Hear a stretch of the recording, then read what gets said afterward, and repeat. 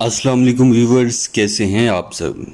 आजकल बच्चे, जवान, बूढ़े जोड़ों के दर्द की शिकायत करते नजर आते हैं। आज हम आपको बताते हैं कि जोड़ों में दर्द क्यों होता है। कंधे, कूल्हे, कोहनी और घुटने हमारे जिस्म में बड़े जोड़ हैं। जोड़ों के दर्द से मुराद जिस्म के किसी भी जोड़ में तकलीफ, दर्द और सोजिश है।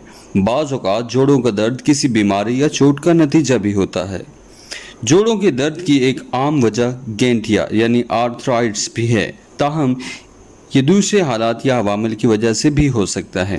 गैंठिया की दो अहम शक्लें ऑस्टियोआर्थराइटिस और रिमेटॉइड आर्थराइटिस हैं। इनको OA और RA भी कहते हैं। OA की वजह से जोड़ों का दर्द कार्टिलेज के खराब होने से होता है, जो जोड़ों के लिए कुशन और झटका जाज़ब का काम करता है, जिससे जोड़ खराब और कमज़ोर हो जाते हैं। RA जोड़ों में दर्द, सोजिश और माया की तश्कील का सबब बनता है। बुरसाइट्स या जोड़ों के आसपास कुशनिंग पैड की सोजिश, लूपस और गाउट भी जोड़ों के दर्द की वजह है। कुछ मुतादी अमराज जैसे मम्प्स, इन्फ्लुएंजा, हेपेटाइटिस भी जोड़ों के दर्द का सबब बन सकते हैं।